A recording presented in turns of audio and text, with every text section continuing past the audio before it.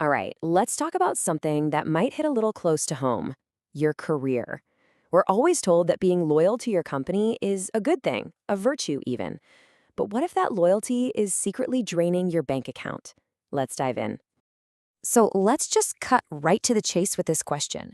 The job you pour your heart and soul into, could it actually be holding you back financially?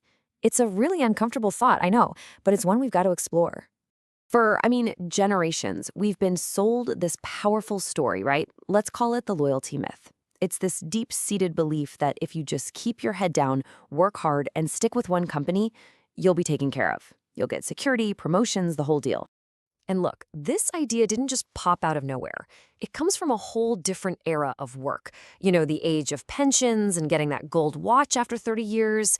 A job for life was the absolute dream. But the world has changed a lot. So we have to ask, does that old advice still make any sense?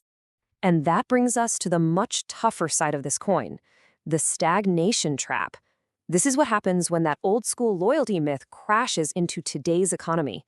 Yeah, staying put might feel safe, but it often comes with a huge hidden price tag. So let's put an official name on it, the loyalty tax. It's pretty simple, really. It's the gap between what you could be making out there on the open market and what you're actually making by staying loyal. You're basically paying a tax for your own devotion. The source material we're looking at here really doesn't pull any punches. It calls staying in one place for over a decade a recipe for stagnation. And that's not just about your paycheck. It's about your skills, your network, your entire career momentum just grinding to a halt. Okay, now this is where it gets really eye-opening. Just look at these bars. That tiny little 3% raise you get for being a loyal employee, most of the time, that doesn't even beat inflation, which means you're actually losing buying power year after year. But then, look at the jump for someone who switches companies. We're talking 20, even 30%. That's not a fluke. For people who play the game strategically, that's the norm. Words are one thing, charts are another. But the numbers just don't lie. So let's get into what the source calls the brutal math and see exactly how this plays out over just 10 years. So on this slide, we've got our two career paths. On the left, we've got the loyal employee. They stay put, they take their standard 3% raise, they're a model of consistency. And on the right, the strategic mover. This person makes a calculated jump to a new job every few years. Critically, they both start in the exact same spot. Okay, let's follow the money. Year one, they're identical, $70,000. But just watch. By year 5, a gap of almost 20 grand has opened up. That's already huge. But the real magic, or tragedy, depending on your perspective, is compounding. By year 10, our loyal employee is making just under 95 grand, while our strategic mover is cruising past 145,000. That is a life-altering difference in income. And here is the knockout punch. When you add up all that lost income over the decade, the loyal employee has missed out on over $200,000. Just let that sink in. $250,000. That's a down payment on a house. That's college for your kids. It is a staggering amount of money to just leave on the table. So the big question is, why? Why does this happen? Are all employers just unfair? Well, probably not. It's actually just business. So let's flip the script and look at it from the company's point of view. This quote from the source is blunt, but it really gets to the core of it. Your employer is not your friend.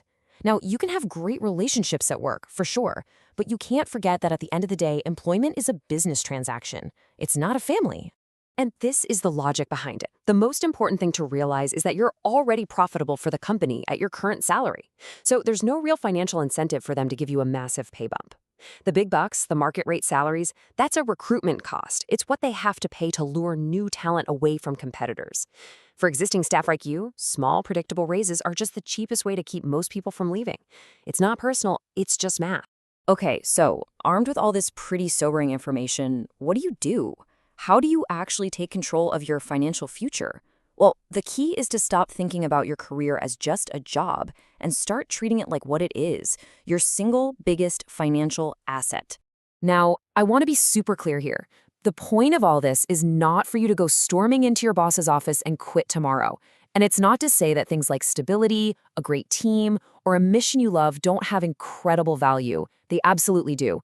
The goal here is awareness. It's about shifting your mindset from being a passive employee to being the active CEO of your own career and making informed decisions. So here are 3 simple, actionable questions to get you started. First, do your homework. What are your skills actually worth on the open market today? Second, how does that number stack up to your current paycheck? And third, start thinking bigger. What's your plan for the next 5 or 10 years to make sure your income doesn't just flatline? And we'll end on this thought. Look, loyalty is a wonderful human trait, but in the world of work, it's absolutely critical to understand that it comes with a price. So I'll just leave you with this question to think about. What is your devotion costing you?